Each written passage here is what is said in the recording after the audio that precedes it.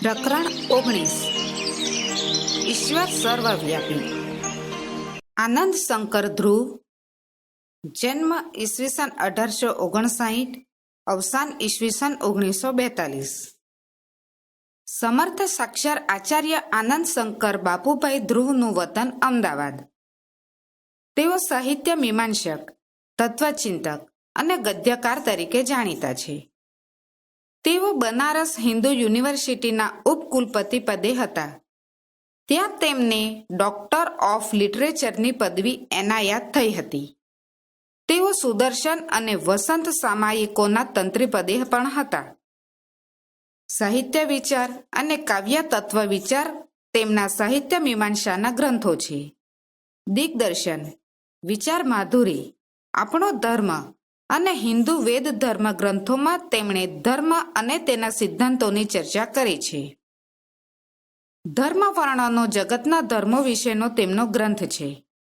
હિન્દુ ધર્મની બાળપોથી અને નીતિ શિક્ષણમાં પણ તેમણે ધર્મ અંગેની તાત્વિક છતાં સરળ ભાષામાં ચર્ચા કરી છે.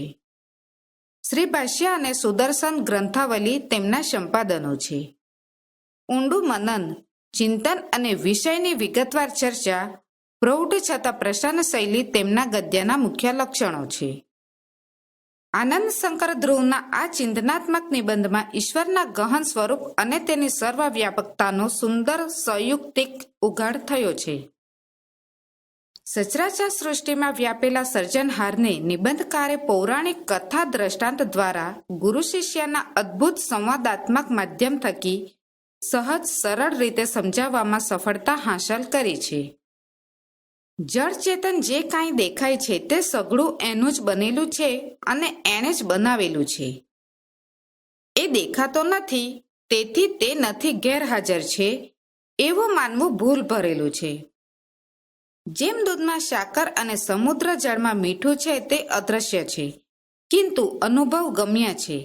બસ એ જ ઈશ્વર અત્ર તત્ર સર્વત્ર બિરાજમાન છે. આજે એક વિશાળ વડની ઘટા નીચે ધર્મ શિક્ષણનો વર્ગ બેઠો છે. શિક્ષકે ગઈકાલે પ્રશ્ન કરનાર વિદ્યાર્થીને કહ્યું, તમારો પ્રશ્ન શું હતો? પરમેશ્વરની જ શક્તિથી આ સઘળું જગત ચાલે છે, પણ એ જગત પરમેશ્વરે શેમાંથી ઉત્પન્ન કર્યું હશે? પરમેશ્વરને જગત સર્જવા માટે બહાર કંઈ પણ શોધવા જવું પડતું નથી. કડિયા સુથારને ઘર બાંધવા માટે પથ્થર, માટી કે લાકડા લેવા જવું પડે છે, કારણ કે એવા કામ માટે પરમેશ્વરે જે સાધનો કરી મૂક્યા છે તેનો માત્ર ઉપયોગ એ કરી શકે છે. તેઓની શક્તિ પરમેશ્વર જેવી અનંત અમાપ નથી કે એમને બહારના સાધનોની જરૂર ન પડે. પણ પરમેશ્વર તો અમાપ શક્તિવાળા હોવાથી સઘળું પોતાનામાંથી જ ઉત્પન્ન કરી શકે છે. આ ઉપર હું તમને એક પ્રાચીન પુસ્તકમાંથી વાર્તા કહું, તે સાંભળો. પૂર્વ આવા જ એક વડ નીચે ઉદ્દાલક નામે એક બ્રાહ્મણ ઝૂંપડી બાંધીને રહેતા હતા. આ બ્રાહ્મણ ખૂબ વિદ્વાન હતા, પણ તેમના પુત્ર શ્વેતકેતુને ભણવું ગમતું નહીં. 8મે વર્ષે એણે યજ્ઞોપવિત એટલે કે જોનોઈ દીધું હતું. યજ્ઞોપવિત દીધા પછી તરત કુમારે ગુરુને ઘેર જઈ વિદ્યા ભણવી એવો અસલ આપણે ત્યાં રિવાજ હતો. પણ આ છોકરો 12 વર્ષનો થયો ત્યાં સુધી ગુરુને ઘેર ગયો નહીં. એક દિવસ પિતાએ ખેદ પામી શ્વેતકેતુને પોતાની પાસે બેસાડ્યો અને કહ્યું, ભાઈ જો, હજુ આપણા કુળમાં કોઈ ભણ્યા વગર રહ્યો નથી. તું ગુરુને ઘેર જઈને વિદ્યા ભણી આવે તો સારું. આ કોમળ પણ સચોટ ઠપકાની શ્વેતકેતુના મન ઉપર ખૂબ અસર થઈ. એ દૂર દેશ ગુરુને ઘેર વિદ્યા ભણવા ગયો. 12 વર્ષ સુધી એ ગુરુને ઘેર રહ્યો અને અનેક પ્રકારની વિદ્યાઓ ભણ્યો. વિદ્યા ભણીને આવ્યો ત્યારે જાણે બદલાઈ જ ગયો હતો. પહેલાં એ અભણ અને તોફાની હતો, પણ નિરભિમાની હતો. હવે એ વિદ્વાન અને ઠરેલ, પણ અભિમાની અને અક્કડ દેખાયો. પિતાએ જોયું, છોકરો બહુ ભણ્યો છે, પણ હજુ ખરા ધર્મનું, પ્રભુના જ્ઞાનનું શિક્ષણ મળ્યું નથી. તેથી પિતાએ એને પાસે બેસાડી કહ્યું, શ્વેતકેતુ, તારી બુદ્ધિ તો બહુ કેળવાઈ છે. તે વિદ્યા ભણવાનું અભિમાન બહુ રાખે છે. પણ હજુ તને એક પ્રશ્ન પૂછું, તેનો ઉત્તર દે. તે કદી તારા ગુરુને આ પ્રશ્ન કર્યો છે કે ગુરુ, એવો કયો પદાર્થ હશે કે જે એકને જાણવાથી સર્વ કંઈ જાણવામાં આવી જાય? પિતાજી, એકને જાણ્યાથી તે વળી બધાનું જ્ઞાન સી રીતે થઈ જાય? જો ભાઈ, આ માટી છે.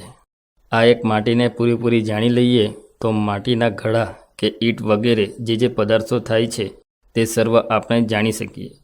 કારણ કે માટીના બનેલા તે સર્વ પદાર્થો જુદા નામ માત્ર છે. તેમાં ખરી વસ્તુ તો એક માટી જ છે.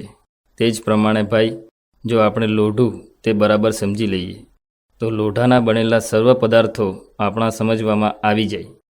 કારણ કે લોઢામાંથી બનેલા સર્વ પદાર્થો તે નામ માત્ર છે. ખરી વસ્તુ તે લોઢું જ છે.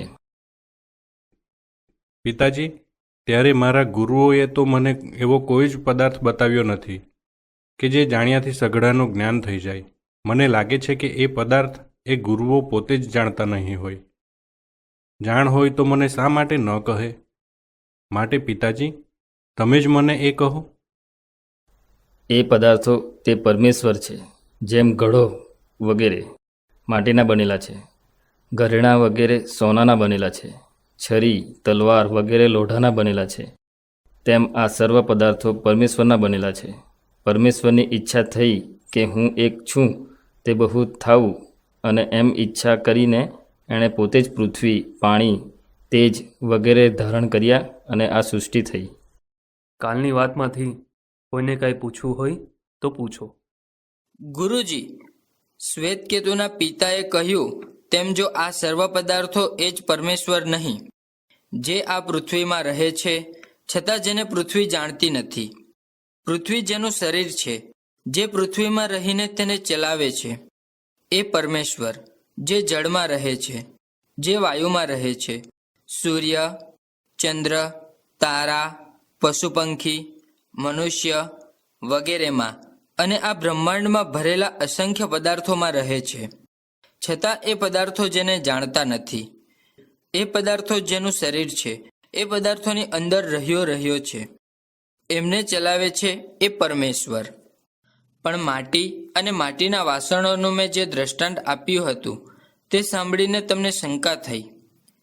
તે થઈ એ યોગ્ય જ છે. શ્વેતકેતુને પણ કદાચ એ શંકા થઈ હશે. તેથી તેના પિતાએ જેમ બીજું દ્રષ્ટાંત આપીને તેને સમજાવ્યું હતું તેમ અહીં હું સમજાવું છું, તે સાંભળો. પેલો એક વડનો ટેટો લાવો, એને ભાંગીને જુઓ. સાહેબ, આમાં તો ઝીણા ઝીણા દાણા દેખાય છે. હવે એ ડેટામાંનો એક ઝીણો દાણો લઈને એને ભાંગો અને જુઓ એમાં શું દેખાય છે. સાહેબ, આ ભાંગતા તો કંઈ જ દેખાતું નથી. ત્યારે સમજો કે કંઈ જ દેખાતું નથી એમ જે કહો છો એમાં જ આખું વડનું ઝાડ સમાઈ રહેલું છે. અને એ જ પ્રમાણે આ જગતની અંદર રહ્યો છતાં જે દેખાતો નથી તેમાં જ જગત સમાઈ રહેલું હતું અને તેમાંથી જ એ નીકળ્યું છે. શ્વેતકેતુના પિતાએ માટી અને ઘડાનું દ્રષ્ટાંત આપવાને બદલે પહેલેથી જ આ વડનું દ્રષ્ટાંત આપ્યું હોત તો કેવું સારું. માટી અને ઘડાનું, સોનું અને સોનાના ઘરેણાનું, લોઢું અને લોઢાના ઓજારો ઇત્યાદિનું દ્રષ્ટાંત આપવાનો મતલબ એવો છે કે તે પદાર્થની ચીજો ભાંગો, ફોડો તો પણ જે પદાર્થની એ બનેલી છે તે પદાર્થ તો હંમેશા રહેવાનું જ. ઘડો ફૂટ્યો પણ માટી ફૂટશે નહીં, ઘરેણાં ભાંગશે, તૂટશે, પણ સોનું એમનું એમ રહેશે. તેવી રીતે આ જગત પરમેશ્વરનું બનેલું છે. ભાંગી જાય, ફૂટી જાય તો પણ પરમેશ્વરનો નાશ થવાનો નથી. પણ આ વડ સુકાઈ જાય કે બળી જાય તો એમાં બીજ રહે નહીં. વળી આ બીજ અને ઝાડને છૂટા પાડી શકાય, પણ એ રીતે પરમેશ્વરને અને સૃષ્ટિને એકબીજાથી છૂટા પાડી શકાય નહીં. એટલી વળ અને બીજા દ્રષ્ટાંતમાં ખામી છે. એક દ્રષ્ટાંતમાં એક ખામી, બીજામાં બીજી ખામી. ખરું, કોઈ પણ દ્રષ્ટાંત પરમેશ્વરને તદ્દન એક સરખું પૂરેપૂરું લાગતું પડતું નથી. એવું જ દ્રષ્ટાંત મળી આવે તો એમાં અને પરમેશ્વરમાં ફેરફાર રહે જ નહીં. પણ પરમેશ્વર જેવો કેવળ પરમેશ્વર જ છે. તેથી આપણે જે દ્રષ્ટાંતો લઈએ છીએ તેનાથી આપણને પરમેશ્વરનું સ્વરૂપ અમુક અંશે જ સમજાય છે. સાહેબ, ઈશ્વર દેખાતો નથી, તો એ ક્યાં રહેલો હશે? આ જગતના કણે કણમાં તે ભરેલો છે. શ્વેતકેતુના પિતાએ આ વાત તેને એક સારા દ્રષ્ટાંતથી સમજાવી છે. સાંભળો. ભાઈ, પેલા પાણીમાં એક મીઠાનો ગાંગડો નાખ અને સવારમાં એ લઈ મારી પાસે આવજે. શ્વેતકેતુ, પેલો મીઠાનો ગાંગડો તે પાણીમાં નાખ્યો છે તે લાવ. પિતાજી, મીઠાનો ગાંગડો તો આમાં જણાતો નથી. તો હવે આ પાણીને ચાખી જો અને કહે કેવું લાગે છે. હવે આ પાણી ખારું લાગે છે.